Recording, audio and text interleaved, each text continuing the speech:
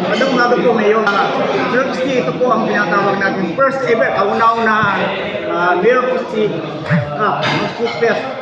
Mayor, ano po ang inyong pananaw with regards sa pagmamahari at paggamit ng baril o yung personal gun? Napakaganda na purpose ng first Mayor Christie Angeles Shoot Fest Cup. Alam po ninyo talaga naman, ang sports ng shooting is a popular sport. Pero kung hindi natin gagamitin sa tamang pamamaraan, nagkakaduwa-duwa, nagkaka-problema ang mga taong mag-training ng tama. So, kailangan meron tayong proper training. We have to be responsible enough in the proper use of the gun.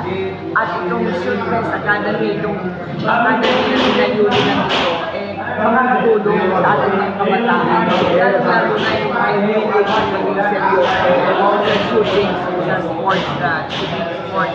Kaya nagpapasalamat ako na nagkaroon tayo ng ganitong Shoot Fest competition, na nagkaroon tayo ng Mayor Christie Angeles Shoot Fest Cup.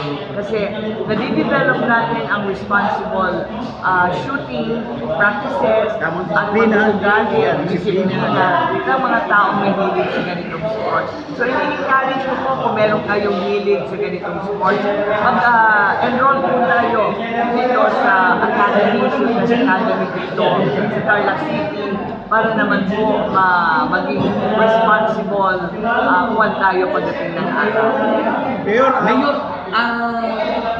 sa anong pong edad sa palagay ninyo babagay itong ganitong klaseng Para sa akin, siguro age 21. Kasi kung nandun pa sila sa 18, nandun pa yung naghahalo pa yung pagiging teenager nila, pagiging mapusok ng mga kabataan.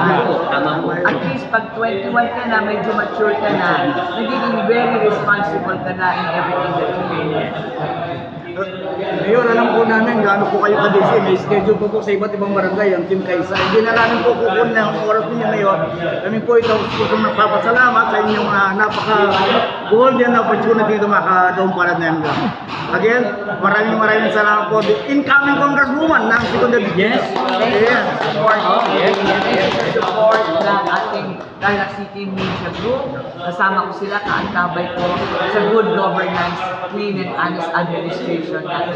Sila ang ating mga pinaghuhugutan ng lakas, lalo na ngayon sa panahon na ito.